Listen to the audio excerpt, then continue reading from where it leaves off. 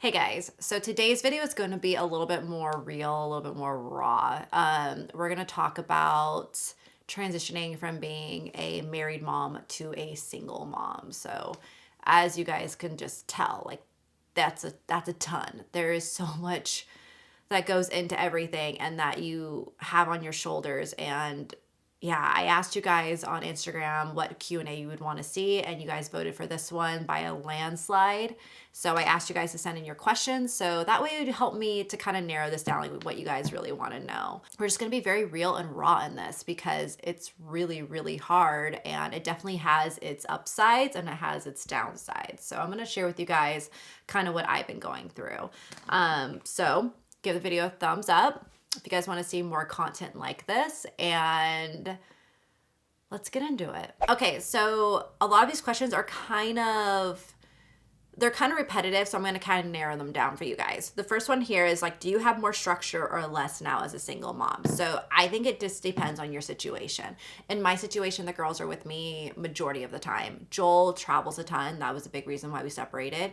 So he is on average home like 4 or 5 days out of a month, and it's very sporadic. The girls are always with me. So in that sense, I do have a lot more structure because it's off of my schedules and my routines and my times, and I'm a very structured mom. We all have different parenting styles, and mine is just like, I like my times. I like my dinner time being at 5.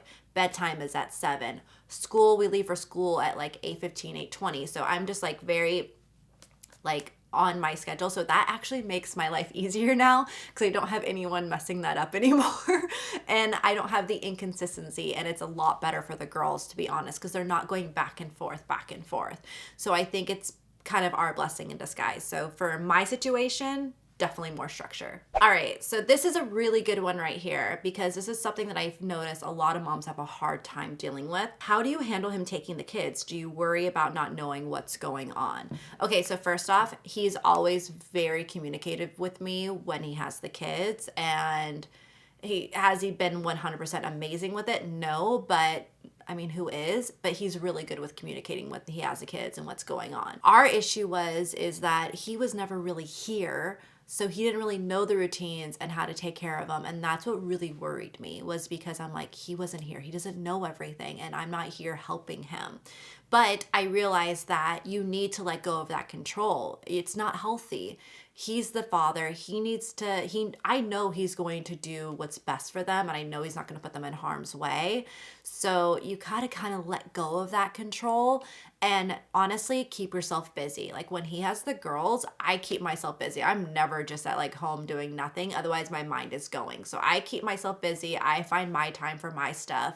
And that is like the best thing I could have done. Honestly, letting go of that control and not trying to micromanage his time is the best thing that you can do in the co-parenting situation. All right, so another big question that I got is, how do you find time for you, like self-care, work, sanity, everything? Because honestly, I've got the kids majority of the time, or they're mainly with me, so it definitely is hard to find like time for yourself. I think what's honestly in my situation I'm very grateful for is my work.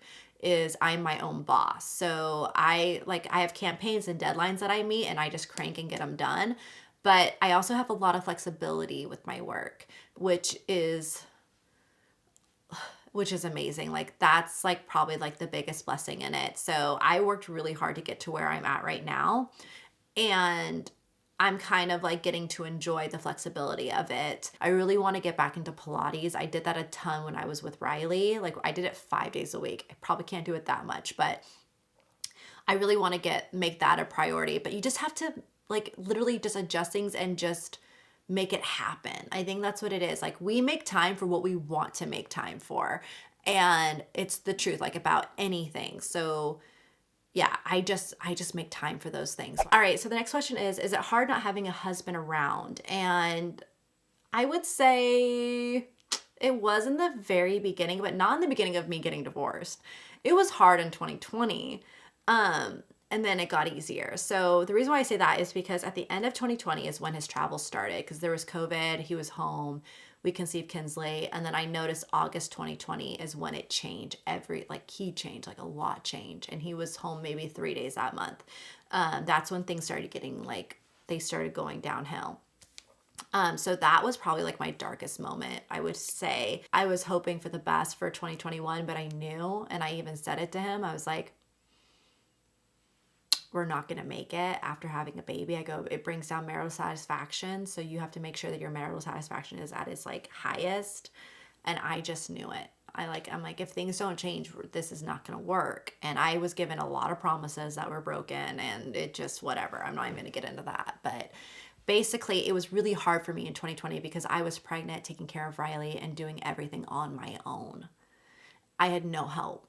And so I had no husband there. So that was hard for me because that was my transition period. But what it did is, honestly, you guys go into this fight or flight mode, like the survival mode. Like you don't have a choice. You just do it. I get questions asked I even have questions like, they're like, how do you do it? You're like Superwoman.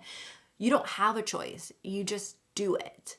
And so what it did is it showed me that I could work and still support my family. I could take care of 2 little girls on my own. I could take care of 2 dogs on my own. I can take care of a house. I can take care of everything on my own because I didn't have a nanny at this time. And it showed me like, I can do this. I don't need you. And when you're not giving me anything back and you're literally just bringing like a lot of just heartache to me, like why am I in this anymore? So that's honestly what showed me that I would be totally fine. That which was showed me that I was able to, like, I could totally walk away and be totally fine. Like, we'll be fine. All right, so the next question that I have here is says, are you dating yet or even thinking about it? I've been single mom for 8 years and still not ready. It's hard. It's honestly like when you know you're ready, you just have to go off of that. I think we all are ready at different times. For me, it was really hard to like even like meet someone for coffee just because I was with Joel we were nearly married for 8 years. It's going to be 8 years, March 21st.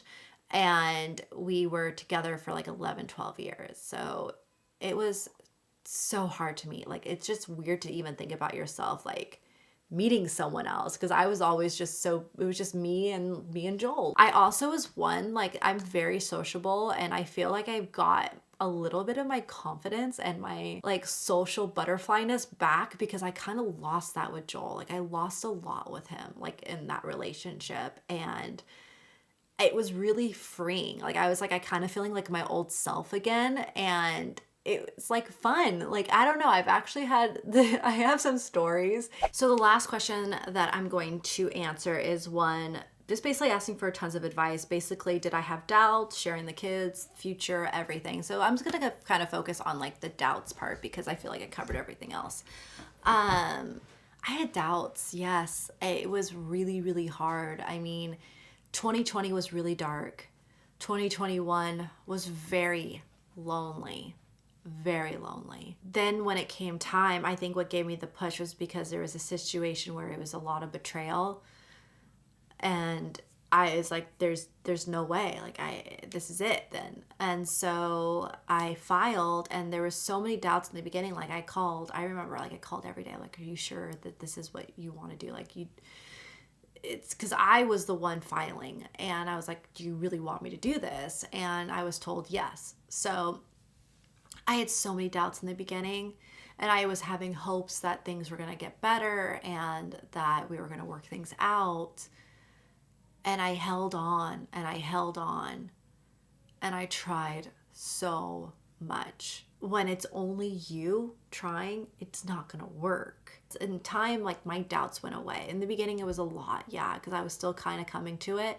And then in early January is when I got my like let go moment, which I say this to everyone. I'm like, women ask me, like, they go, how did you know? I'm like, you just know. But I go, you have to reach that let go moment. And then when you hit that let go moment, there's no going back. Like, that's it. It's done. When a woman will try and try and try and try, but then when she reaches that moment, oh, you're done. Like, there's no going back. I reached that, and now I'm like fully content. Like, I'm actually happy. I mean, yeah, I have a lot of stress and weight on my shoulders of responsibilities that really, it's like, it sucks because I was left with a lot.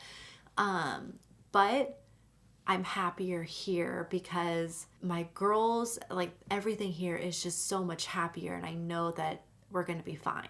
And is this going to be like the perfect fairy tale that I thought my life was going to be and what my future was going to be? Because I never thought about divorce. I have no one divorced in my family, so I never even never crossed my mind. That part does suck because I am a perfectionist. I mean, I think it's seen here, but you know what? It's gonna be our perfect family. But that's all I'm gonna answer for today. I hope this kind of gave you guys some insight. I mean, the transition from being a married mom to a single mom is definitely scary. It's hard. These things go through my head. I am stressed in a lot of different areas, but I'm also happier in a lot of other areas. So it's got its pros and cons, but I feel like I'm better in this area than where I was in. So we'll make it work and we'll push through. And I really appreciate all of your guys' support. Like, I really do, because it really, really helps me and my girls. And just have you guys also just there with me too, just like emotional support. Like, I talk to you guys a lot on like DMs. It's just to hear so many that like are rooting for you. It's amazing to see like women that are empowering other women and women that are like there supporting other women. Like, we are here to help each other. And if you have any other thing, like if you ever want to open up about anything in DMs or down below where we can help each other. Anyways, I hope you guys enjoyed this real raw Q&A. Let me know if you want to see more of these. I really want to do a podcast.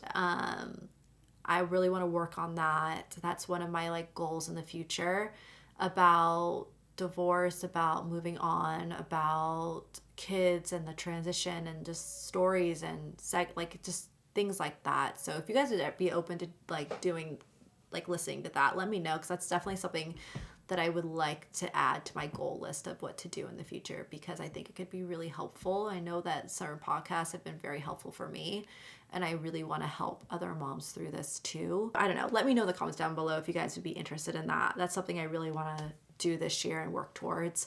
But thank you guys for watching. Thank you for your support. It's really appreciated. And I will see you all in my next video. Bye.